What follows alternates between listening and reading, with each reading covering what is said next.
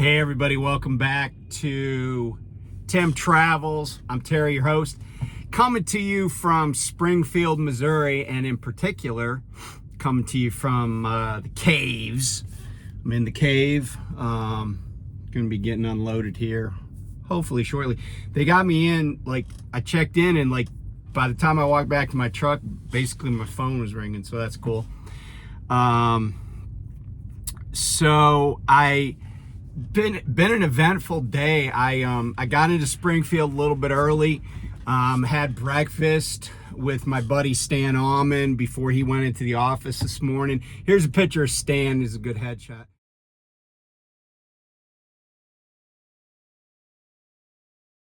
So as you know, Stan and I go way back. When I was in 8th grade, I was kind of a badminton prodigy. I was a really competitive, really good badminton player.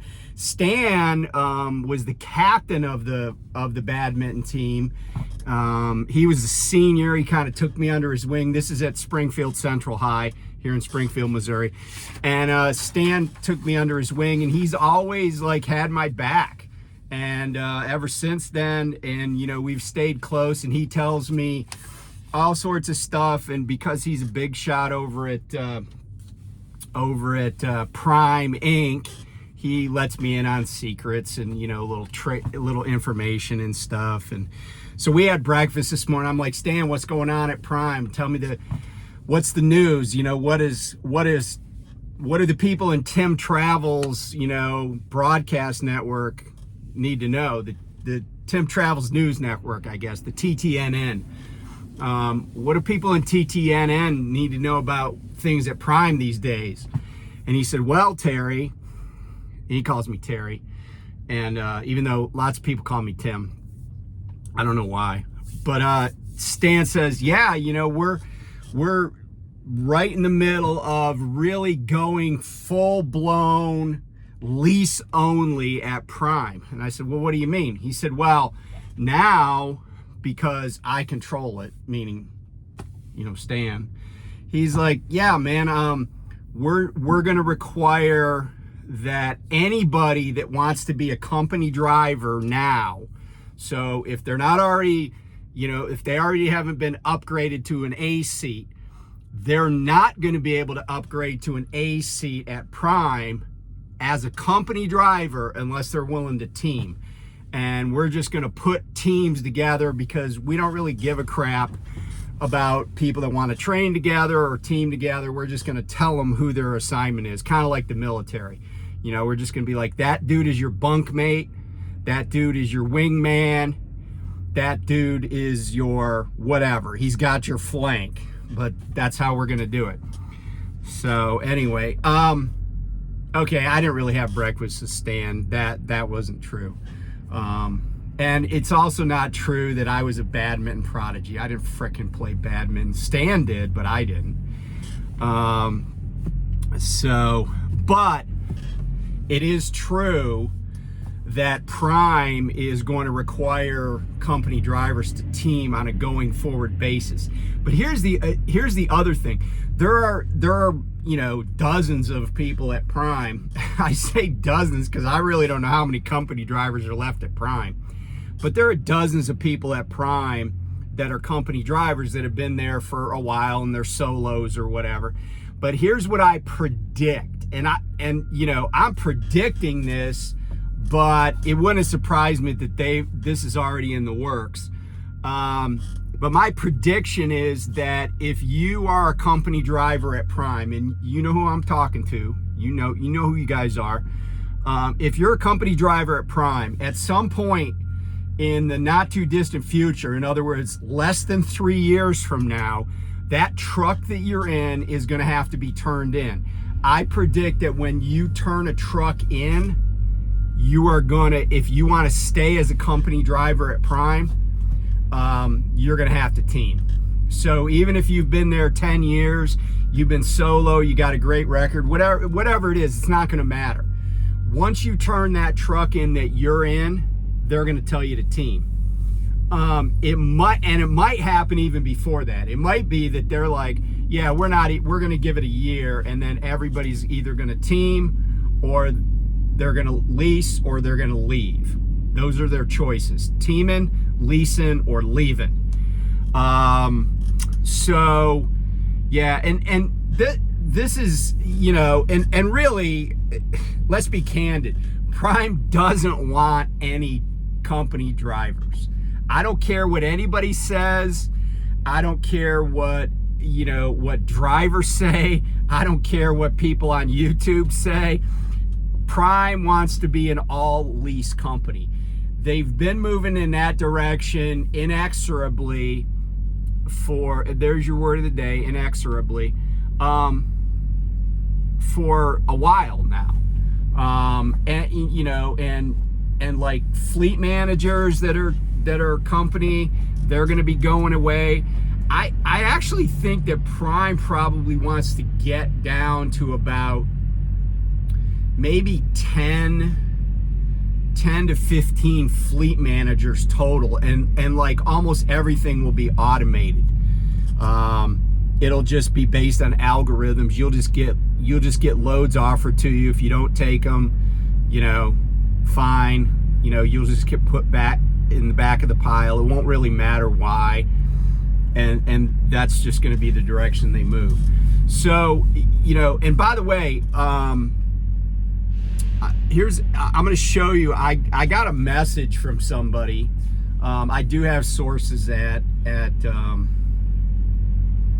Prime, and I do have people that provide me information from time to time, but I got a copy of a message that went out to some fleet,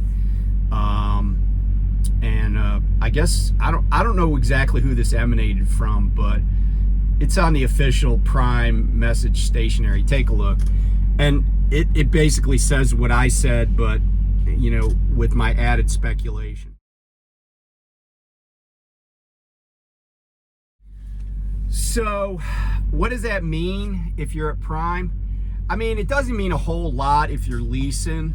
But if you're thinking about going to Prime, if you don't have a CDL and you're going to go there, just know that your choices are now even more limited than they otherwise would have been.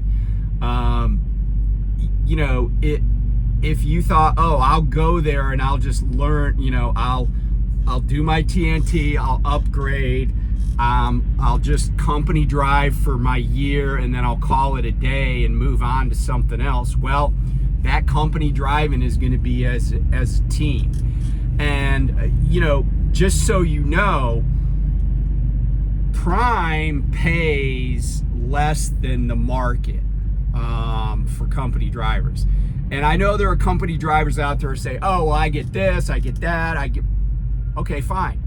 But their pay is less than market.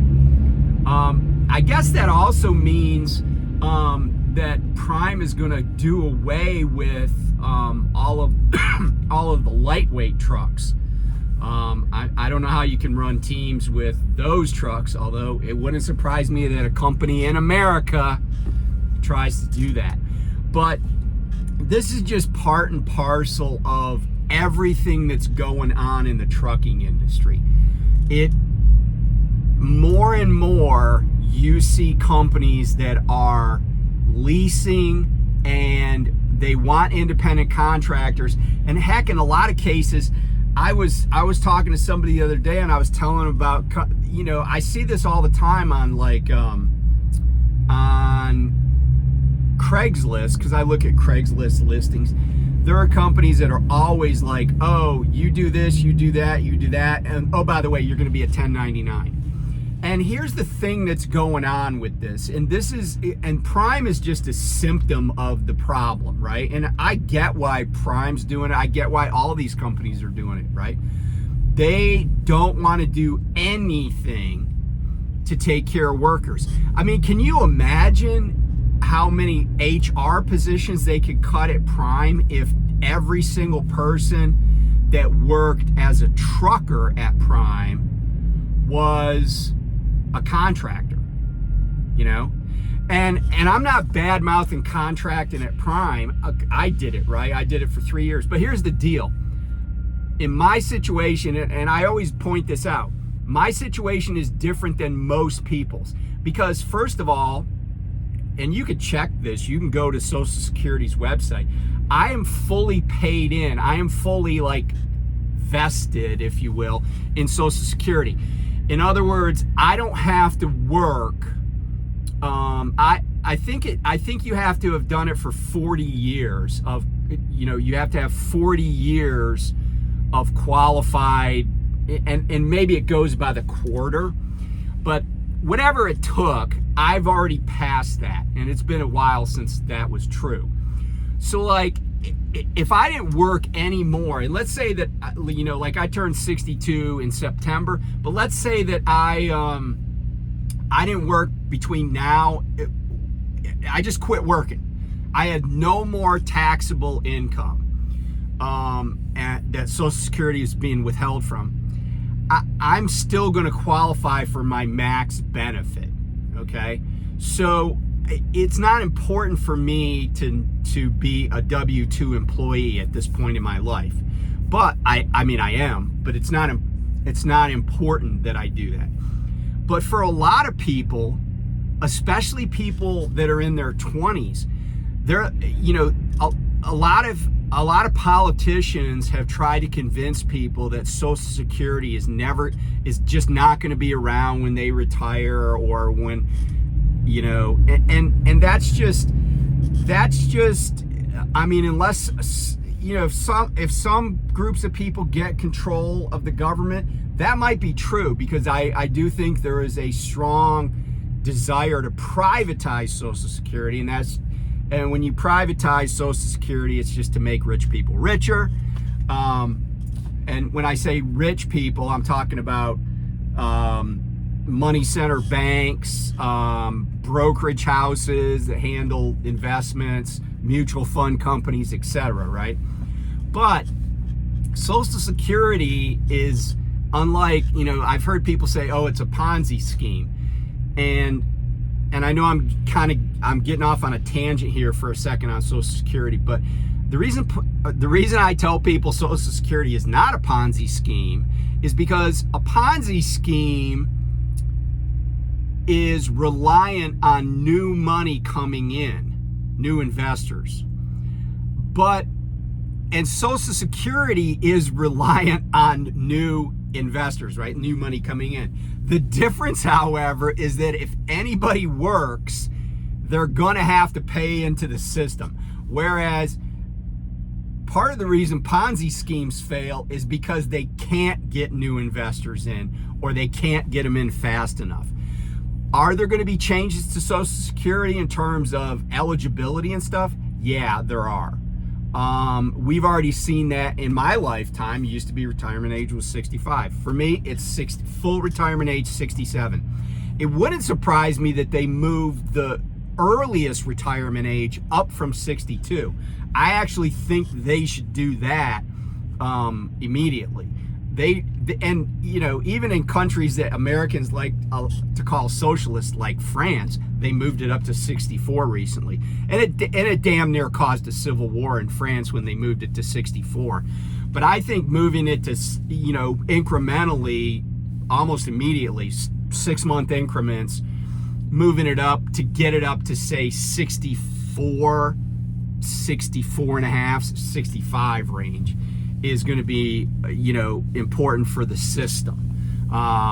And a lot of people take Social Security early. I think that we would be better off if people took Social Security later, but got Medicare earlier, like at age 60. I think that would improve people's lives and their health as they age. And it would make getting Social Security later less of a big deal.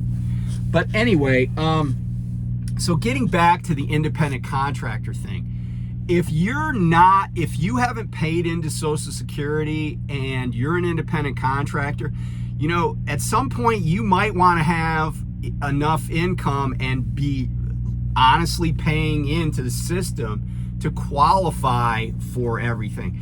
A lot of people like to, get paid under the I saw a job the other day as a cook in Baltimore, and they straight up said, we will pay you under the table. Like and it's basically tax fraud, okay, is so brazen. I can't believe that IRS agents don't or Department of Labor investigators don't just look at these ads and go, oh yeah, let's go throw an investigation on these guys. Because when you're advertising that you pay people under the table, that's just crazy. And it's crazy that somebody would take that job. It was a cook job. Like, I think people that are working kitchens have, fair amount of workers' comp claims. I think it would be, and it was only $20 an hour. Like, I think a decent cook should get $20 an hour anyway, right? It was at a restaurant too. It wasn't it wasn't fast food. But anyway, I share that with you because being out of the system and having employers not pay any benefits. So, independent contractors are great for employers, right? They don't have to pay any matching. They don't have to pay any unemployment insurance. They don't have to pay any workman's comp. They don't have to give any, not that they have to give 401k benefits, but they don't look bad when they don't. They don't have to do anything. And it's a perfect system if you're running a business that everybody's just 1099, because you cut your costs in a big way. I said the other day that my law firm used to pay the premiums for people's health insurance, and we had significant costs just to have benefits. If I'd have just said, hey, all you guys that are you're working here in the office for this law firm, you're all independent contractors now, and we'll pay you $1 an hour more. And that's the other thing too. The trade-off that people are getting is often insignificant. When I contracted at Prime, when I first got there, for probably at least the first year and a half that I was there, things were pretty good. I was making pretty good money, and even though I had setbacks like hitting deer more than once, being involved in an accident, other breakdowns, etc., I still was making okay money. But if you're just starting out and you're not paying into the system and you're just on the fringe of society or the fringe of the economy, you got to understand that you have to be super disciplined with how you handle your money. You have to pour money into investments to make sure that you're going to have something at the end.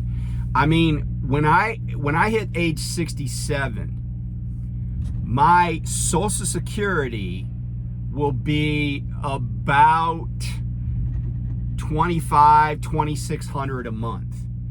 And that's not a lot of money. Now, I have a pension from the Navy that's already at that level.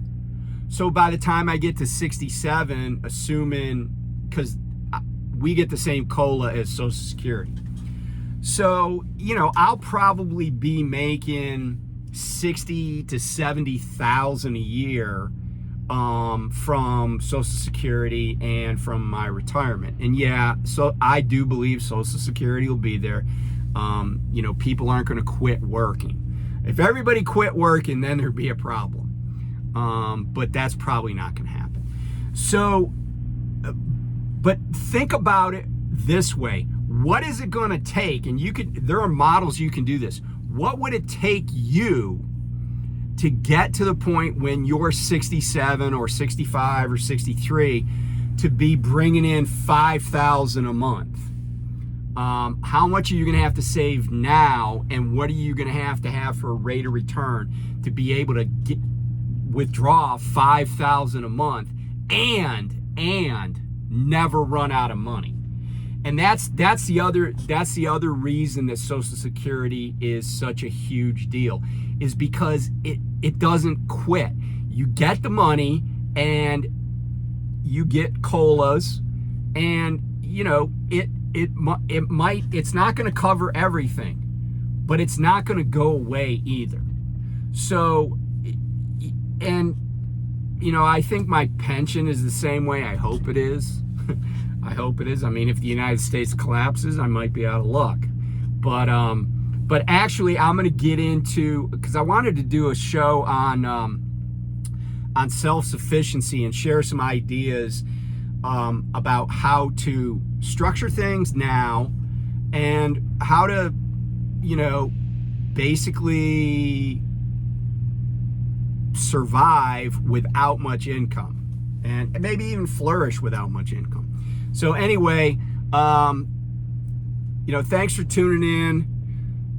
Like I said, if you're going to Prime, you're going to a lease company. Just that simple. The percentage of people of trucks there that are company is going to get smaller and smaller and smaller. And it's eventually going to get to zero. And it's probably not going to be very long. It wouldn't surprise me that in 5 years, Prime is all lease. So if you're starting out a trucking career and you want to go there, just know that you're either going to be leasing or teaming. One of the two. Leasing or teaming. If you want something different, you're probably going to have to pick a different company. If you want to know who's company, you're going to have to look at companies that don't lease at all. Those are companies that are probably going to stay company, because otherwise they would have gone to a partial lease model, business model by now, I think. So anyway, thanks for tuning in. Talk to you soon.